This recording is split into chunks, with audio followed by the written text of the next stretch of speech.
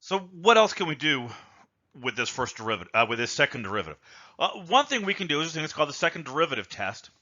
And this is an alternative method that you can use to determine whether or not a critical point is a relative maximum or a relative minimum. And we do need those points first, right? So that you have to do that regardless of which derivative you're going to use here. So once you've got these critical points, I want you to kind of intuitively get a feel for this. Look at this point here, right? This point obviously is a relative maximum, and the function is concave down at that point. To be a maximum, the tangent line has to be above the graph, right? And the opposite is true. Look at this point over here. This point is a relative minimum. The tangent line is below the graph at this point, and the function is concave up there. All right, so that's all this rule is saying, right?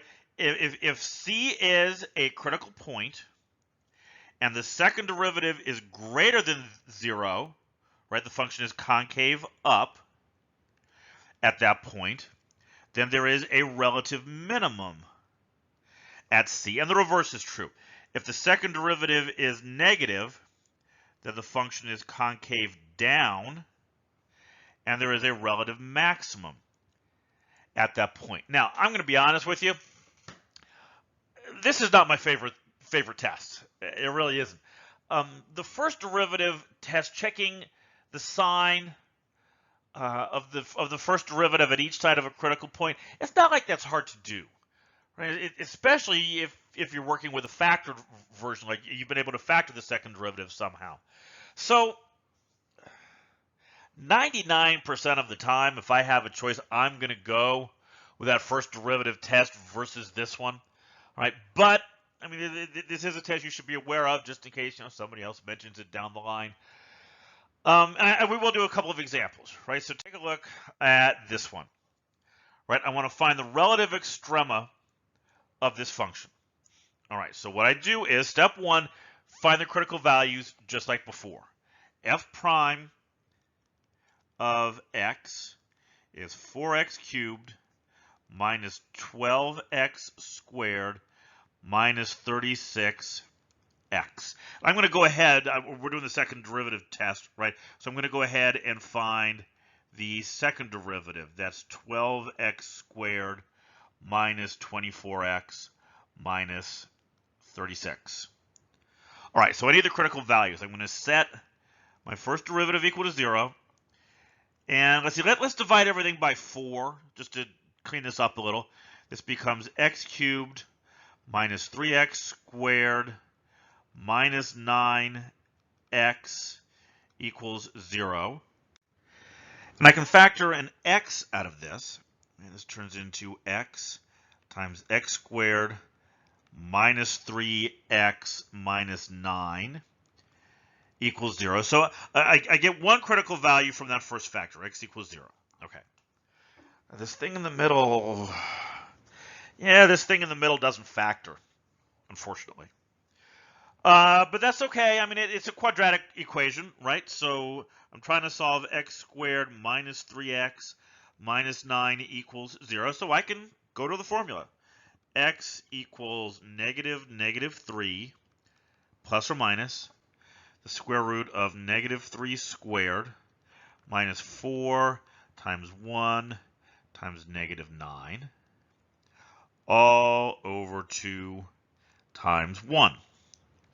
So let's see, that's 3 plus or minus, what do I get here? This is 9 plus 36. 9 plus 36, that's the square root of 45 over 2. And I can simplify that 45. This is 3 plus or minus 3 times the square root of 5 all over 2. Okay, now that's really not a number I could work with easily. I'll use it for my final answer, right? And that's okay. But to do the second derivative test, I have to substitute that number into the second derivative. And I am just plain not going to try to square that and do all the rest of that stuff. So remember, all I care about is the second derivative positive or negative, right? So I'm going to make my life easy and go to my calculator and get approximate decimal values, right? So this is approximately 4.85 and negative 1.85. All right, so now I have three numbers that I need to test. Don't lose track of that 0 over there. So I have to take, I'm going to make a little table. I'm going to do my x values, 0, 4.85, and minus 1.85. And I'm going to put each of those into the second derivative. Well, putting 0 in is easy. F double prime of 0 is negative 36. That is less than 0. All right, that's negative. That means the function is concave down at that point, which means that point is a relative maximum. All right, so now we have to do it for the other two, and it's not hard. It's just a little messy. So let's do f double prime of 4.85. And that gives me 129.87. Obviously, I had my calculator do that. And f double prime of negative 1.85 is 49.47. So it's positive here, so the function is concave up at both of those points, which means we have relative minima at both of them. All right, so let's think. Does that make sense? Right? So do these numbers in order. I've got negative 1.85, then I've got 0, then I've got 4.85. So I know that there are there's a minimum value at negative 1.85, a maximum at 0, and then a minimum at 4.85. Yeah, okay, that makes sense. With polynomials, you expect to get this kind of alternating, right? That makes perfect sense here. So, let's answer the question now, right? The function has relative, which one did it have two of? Relative minima at the two outer ones, the two square roots, at x equals 3 plus or minus 3 square root of 5 over 2, and it has a relative maximum at x equals 0. So now you see the process, right? That's how the second derivative test works. So let's take a look at this one. You can pause it if you like and try this on your own. It gets a little tricky near the end, right? But you're welcome to give it a try, see what you come up with. All right, so first I do my derivatives. F prime of x is 8/3. That's a 3, 8/3 x to the 5/3 plus 5/3 x to the 2/3. Then the second derivative, f double prime of x, is 40/9 x to the 2/3 plus 10/9 x to the negative 1/3. Okay, that should do it. All right, so let's see. I need my critical points. So let's set the second derivative, the first derivative equal to 0. And I'm going to multiply through. Get rid of that 3. This becomes 8x to the 5/3 plus 5x to the 2/3 equals 0. Then I can take an x to the 2/3 out of here. X to the 2/3, 8x to the 3/3, which is just x, plus 5 equals 0. So I get two critical values. X to the 2/3 equals 0 gives me x equals 0. And 8x plus 5 equals 0 gives me x equals negative 5/8. Okay, now let's see if I can simplify this one just a little bit. Suppose I factor out 10/9 x to the negative 1/3. What's left here? I've got 4. Let's see, this is going to be x to the 3/3. So that's nice. That's x again. Plus 1. Okay. Let's hold on to that. Right? Now I have to do my test. Right? I've got my x values, negative 5/8 and 0.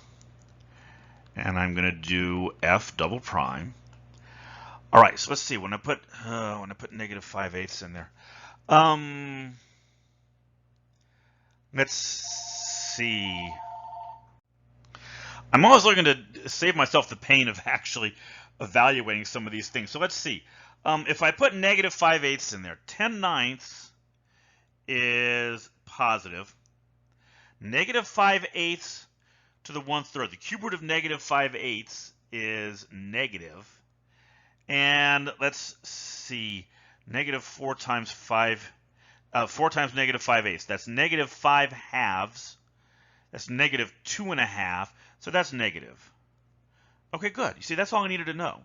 The second derivative is greater than 0 at that point, which means the function is concave up, which means this point is a relative minimum. Okay, how about 0? Well, at 0, we're going to run into some trouble. Right? When I put 0 in here, f double prime of 0 is 10/9, 0 to the negative 1/3, and that's where it falls apart. Right? That's the cube root of 0 is 0, but that's 1 over that, which is undefined, and we can't do that. So what do we do? Well, I mean, obviously this can happen. This second derivative test, it falls apart sometimes. We might be able to kind of look at what's going on each side, right? Test numbers on each side of 0. But look, if you're going to test numbers, go back and do it in the first derivative, right? You might as well just do it there. So let's see. I'm going to test 0, and I'll do negative 1 over here. Look, you got to be careful. You have to pick a number that's closer to 0. Whoops, sorry, it's negative 1 that I can't use. You have to pick a number that's closer to 0 than negative 5/8. Right? So I would go with negative 1/2, and then over here, let's just do 1. Okay, so when I put negative 1/2 in there, that x to the 2/3 is always positive, right? Because it's being squared. And if I put negative 1/2 in here in the 8x plus 5, I get minus 4 plus 1. That's positive 1. So it's positive there. And what happens if I put 1 in? Well, if I put 1 in, I get 1 to the 2/3. That's positive 1. And I get 8 plus 5. That's 13. That's also positive. Okay, so that answers my question. There is no extrema there. Right? The function stays concave, stays increasing through that point. So my answer is there is only one relative extrema. There is a relative minimum at x equals negative 5/8. Okay, so that's the second derivative test. Every once in a while, it's good to know, right? It doesn't hurt to have an extra tool in your toolbox. Every once in a while, you might run into something where for some reason that's easier to do. But like I said, I have a strong preference for the first derivative test. That's almost always the one I'll go to first. So going forwards, and what's next? Well, we're going to take these concepts, right? Really everything we've discussed so far in this section, and see how we can use it to sketch the graphs of functions.